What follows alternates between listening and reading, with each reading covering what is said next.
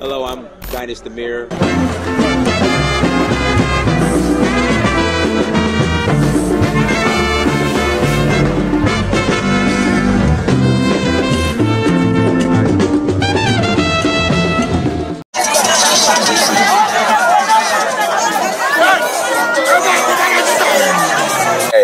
Hey, that door's not closed well. Oh, it's not closed well? Okay. You need How about now? Oh, seatbelt. No, one more time. I don't want to slam. Okay. Real good. You got it. Alright. Alright. So, you'll call him. I'll call him. See, if we go to the mall, you're going to get a gist of Lagos. Okay. If you go to University of Suya, you're going to get a gist of the end of Allen Avenue, which is on its way down. Seriously. Okay. 25 years ago, Allen Avenue, excuse my French, was the shit. Sort of. It was. You shit or shithole? No, it was the unofficial highbrow for funny reasons. You had the drug dealers laundering their money, the 419 guys, the legit people all mixed into one, and all the banksters were trying to grab everybody's money because every Tom, Dick, and Harry's bank was on that street. And all the clubs sprung up on Allen Opuebi. I lived on Opuebi for 15 years, which is the continuing street on the way to the Sheraton. I stayed in Sheraton 6 months, and that's what coached me into Lagos. The Sheraton Hotel. Yeah. Well, it was only 180 naira a night. The first week I was there. 180 naira? I couldn't live that good in Miami. You were living like a king. That's 180 naira a night. Yeah, that's like how much hamburgers were 19 naira if you ordered them downstairs. 35 cents. And I would try to get a veggie burger, of course, but you know, I would eat their French fries and their salads. No. Okay, so John, I was gonna say, share with everybody your experience being in Lagos for almost 30 years now. Yeah, well, mostly Lagos. Mostly Lagos. Well, Nigeria. Nigeria, yeah. I've been to about 30 out of the 36 states. Wow. I haven't been to the far northeast and far northwest, but I've been to everywhere else. I have been to Katsina State in Kano. Jos. I have not been to Gombe, Zamfara, Borno, Yobe, Taraba, Adamawa, and the main one, Sokoto. I've been to all the others. You got to fill them in on your light rail project too. Well, when you get to monorail, I'm sorry. Yeah, I even brought, it's in the bag. If you unzip my bag, my laptop bag, you'll see a green folder in there, and you can take a read. It's about 50 pages. We just handed that over to the governor of Lagos State. Yeah, we'll get the book in a minute. I'm going to put some jazz on it. Susan, you can't get right, Susan. You can't get right. You just turn it down a little bit, John. Just want to get a groove. That shower was, oh my God. I could put on. It was nice and hot. I could put the cool. It was hot actually, yeah. It was mine was warm, but I didn't want it to anything hot. So what am I talking about? Nigeria or monorail? Finish about your experience in Nigeria, Mr. Cashin. From the start? Yeah. Why not? Y'all know. You know, people want to know. You know, everybody's Ghana. You know, yeah. You know, Black Americans only Accra, Ghana is the only city 4 state times or whatever, 6 times through the airport, basically. You know. Of course, a lot of brothers and sisters I talk to, yeah, they go to Ghana, but Ghana's would be like going to Abeokuta to me. Okay. It's small. You know. Ghana has, what, 24 million people? Tuesday. It's much smaller than Nigeria, right? Ghana has, the entire country of Ghana has 27, 28 million people. Size of Lagos. Lagos has 25 million. Just Lagos. Yeah. So Accra is like Abeokuta at tops, in my opinion. You want to what? I want a couple of those yellow things. Oh, okay. Take him back to North Carolina. We call him Keke Marwa, which means cycle, tricycle, or bicycle. Taxi. No, it actually means bicycle, I think. Keke. Keke, yes, it's bicycle. Yeah. Marwa, originally, because he was the military governor or military administrator who launched them in the 90s. So you're speaking on Ghana. Well, speaking about Nigeria. Nigeria, go ahead. I know all the brothers and sisters at Ghana, you know. It's got the UNIA flag with the black star on it. And most people don't know what that means, especially Nigerians, they don't know what it means. But that's Marcus Garvey's flag. Wow. Maybe that's what they're attracted. It's the Pan-African Movement stroke Universal Negro Improvement Association flag with a black star on it, because he had Black Star Line and Black Star News and Black Star something else. The Black Star, the shipping line. That they got him on. Yeah. Stock fraud. Well, actually, mail fraud is what they convicted. Mail fraud. I think it was like $2 worth of something they tried to import. They said that the picture on the announcement for the stock was a different one from the actual boat. Right. So it's a fraud. That's what they got him on. And you know, he was a practicing Catholic. Right. In real life. And it was one of his Catholic engineers, advisors, of the work with a Jewish guy that sold him the boat that had holes in it and made it sink. And then he had to go get another one because on its original launch it sank. And he had already sent like $50,000 in silver dollars back then, equipment, worth of equipment to Monrovia via other ships. Now he never got here. I know. He never came to Monrovia at all. So what happened when the UNIA tried to go to Liberia? I heard like mixed stories, like That's what I'm talking about. Oh, so you're getting into that? Okay, go ahead. He did send some people over. And $50,000 worth of equipment to start setting up. And they blew the money, or I heard two different stories. Okay. That they either blew the money, or the president of Liberia at that time, was it Tubman? No, this is before Tubman. Tubman and Tolbert are the 80s, Tolbert. 70s and 80s. No, but Tubman was president for like almost 40 years. Yeah, but you're talking 1800s, aren't you? No, Garvey was 1900. Yeah, 1900. Yeah. Okay. I keep saying either it was Tubman's fault or it was the Tolberts and the Tubmans have been in power ever since the 1800s.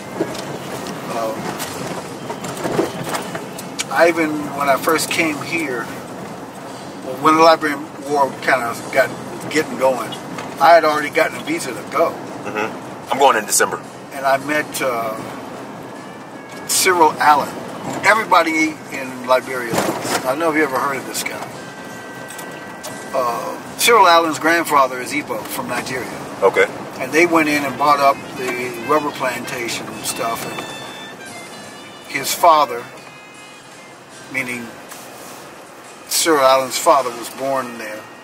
And then Cyril was born there too.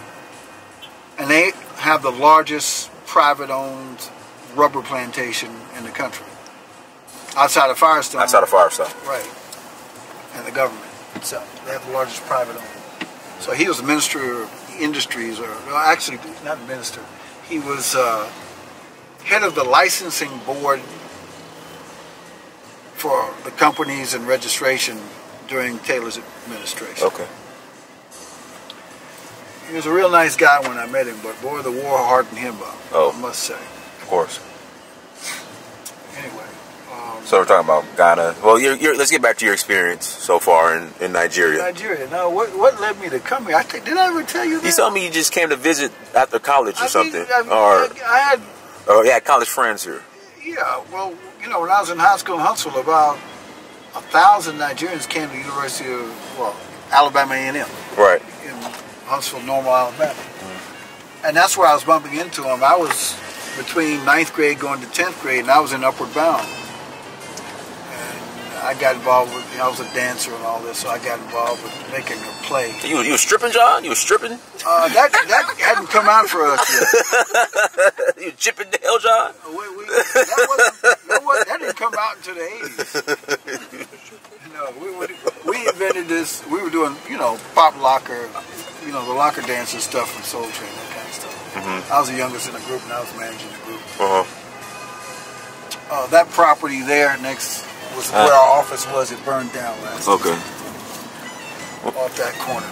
That's where our office was. Now, the family is trying to figure out if they're going to lease it out or build up. But they're disagreeing amongst themselves. There's 7 of them. But anyway. So you had a Nigerian friends in Alabama A&M. At A&M. That's when I first got introduced to fella, African lady music and other stuff. The Nigerians I met that summer.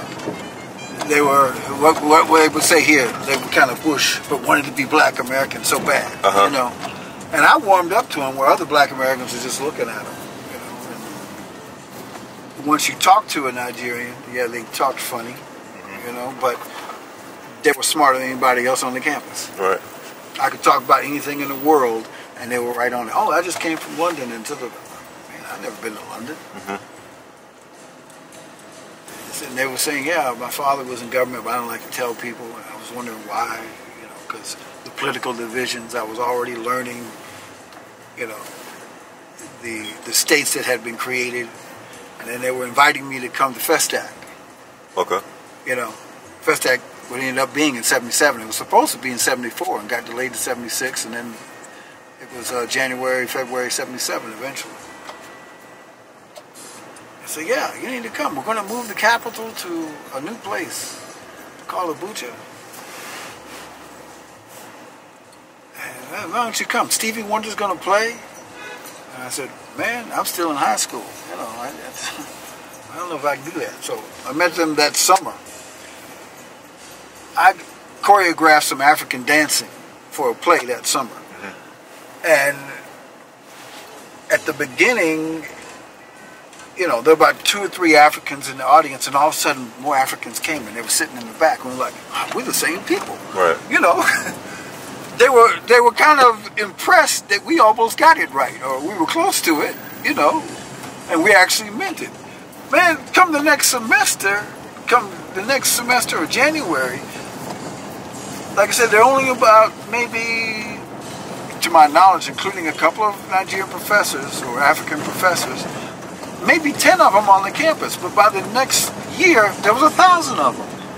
800 Africans from Nigeria alone. It just boomed like that. So it wasn't just the oil money. It was like maybe they were scouting to say, okay, because the government paid their scholarship money to come down. So anyway, I got invited to all their parties, and they were saying, you can't smoke Nigerian herb; it's too strong, and all this. So okay, whatever. But what impressed me was I was on the campus. This happened to be on October 1st. I wasn't Independence. No, that's Independence. That's Independence Day for Nigeria. And the Nigerians were dressed in their green, mostly green, a little white, but mostly green. The women too, and I was like, what are you guys doing today?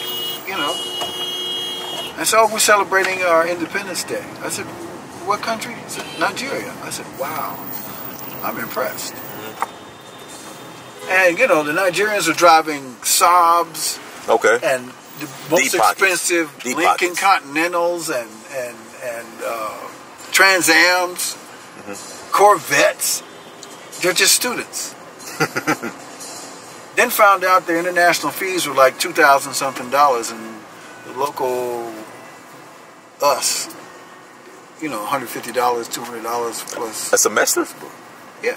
That's we're talking the 70s. Okay. Dad had to pay. Upper bound was for underprivileged or advanced kids, whatever. But my dad had to pay, of course. It was like $120 for that summer term.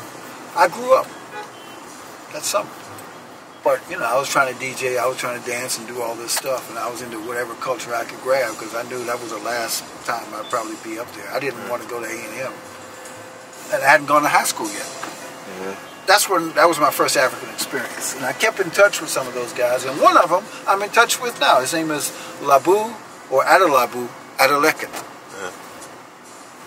And he studied agricultural science and agri-economics. He's a pastor now. Oh, wow. So he's rich. He's rich. Oh, I don't know. But he came, that office had burned down. He came to visit me there. And, you know, I'd been here over 20 years and he had heard about me. This is the Mega Chicken that he doesn't want me to take you to. No, I'm not going to Mega Chicken. I'm not going to take you to Mega Chicken.